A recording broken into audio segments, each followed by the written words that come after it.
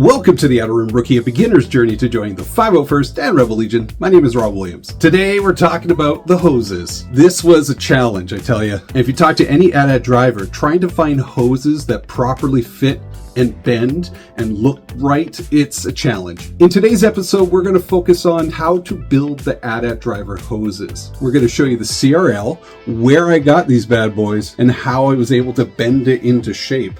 We're also going to go on a side quest, and I'm going to quickly show you how I put this glove together, or at least the comm pad on it. We'll discuss the CRL on this one as well. So let's get to it. Let's start building some hoses. Here we go. All right, so here we go. Here's the hoses for the AT-AT driver, and here is the CRL to look at and go over.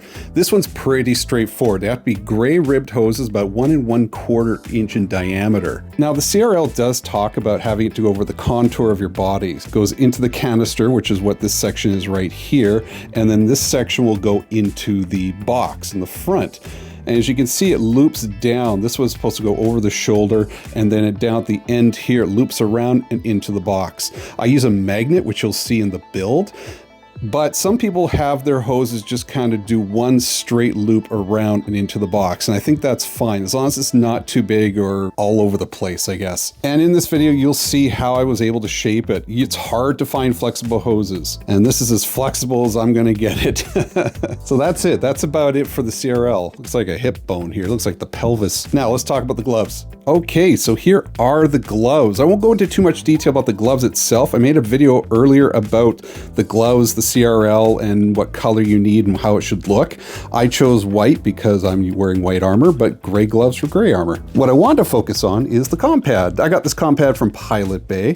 It goes on the left hand. It has to be about 1.5 by 1.5 inches. It's a silver raised button, as you can see there. And the pins here have to face towards the thumb. There's the thumb, there's the pin. So it's on this direction here. So when you wear it, it goes like that. There's the thumb, there's the pin. And remember, no visible logos or brand names on the glove. So there you are, there's the glove. Now let's get into building it. Let's go. Trying to find hoses for this costume was extremely tricky. It had to be the right length, had to be the right width, the right color, and very flexible. And I can tell you right now, that was extremely hard to find. After chatting with friends, checking out forums, checking out posts, I figured out that I'm gonna have to try and find something that kind of checks all those boxes. So I went to Amazon and I discovered these pull hoses. It had the right color and the right width, but I wasn't sure about the flexibility, and then when I opened it up, it pretty much was very stiff. So this hose is very stiff. It's solid. It doesn't bend very well. The nozzle is actually, it fits perfectly right in the canister. As you can kind of see here, it fits so good. And this other end, it does fit well inside the box, but it's too long. I mean, that ain't gonna work. So I'm gonna have to cut it off. But it does make a cool noise. Look at this.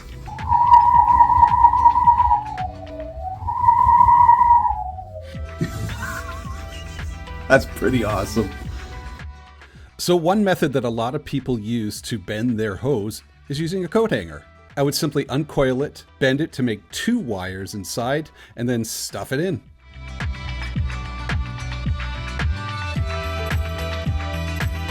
So this is not going to bend very well by itself. So I read that you can use a coat hanger and stick it inside, and it's easier to bend. There we are. I'm just gonna put it right there. This end doesn't have the coat hanger. I can try and bend it. It's not bad. It doesn't bend very well the other way. It's okay. This will hold more of a bend. This has got the coat hanger on the end here. Now I have to really bend it further than I want, but that's holding its shape pretty well. And so if I kind of get it down and around, let's see here, trying to think about going over the shoulder and then slightly down. Again, you have to exaggerate the bend. That's a shape right there. That's starting to be more of what we're looking for. You can kind of see it right here.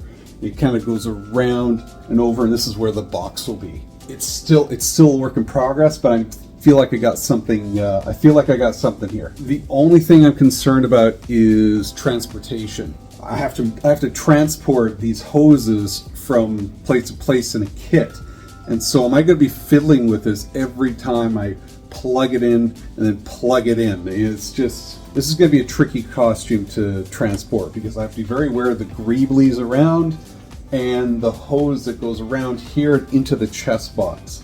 Yeah, it's going to be a bit tricky.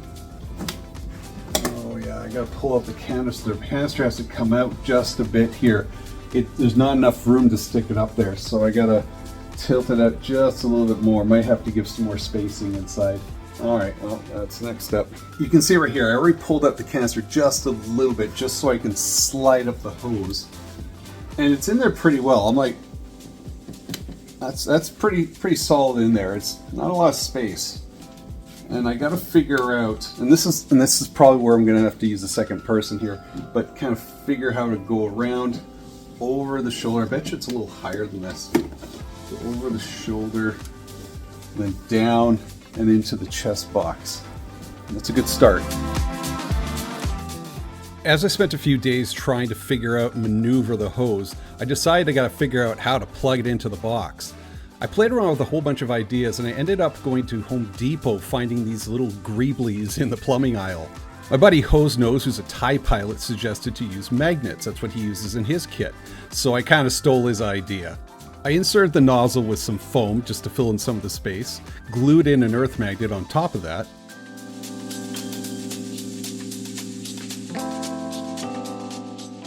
but making sure it comes over the lip of the nozzle just a little bit. I would then hot glue it in just so it could fill in that space inside the hose.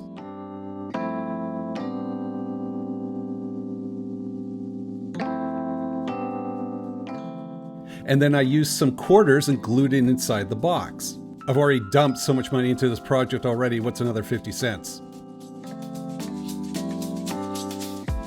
The nozzle was fitting inside well, and the magnet was attaching strong, a little too strong. So I decided to use a little bit of duct tape, not only to secure the magnet inside the hose, but to also buffer the strength of the magnet. This will all be hidden, so I'm not too worried about how it looks. And there you have it, a hose that slots in nice and smooth and doesn't fall out on the slightest movement. There's no one right way of doing this. This involved a lot of trial and error and trying things out. So just do what works for you. As for the gloves, this was a lot easier. I purchased a comm pad from Pilot Bay. You can find other people that sell comm pads or 3D print them, but I want to stick with Pilot Bay.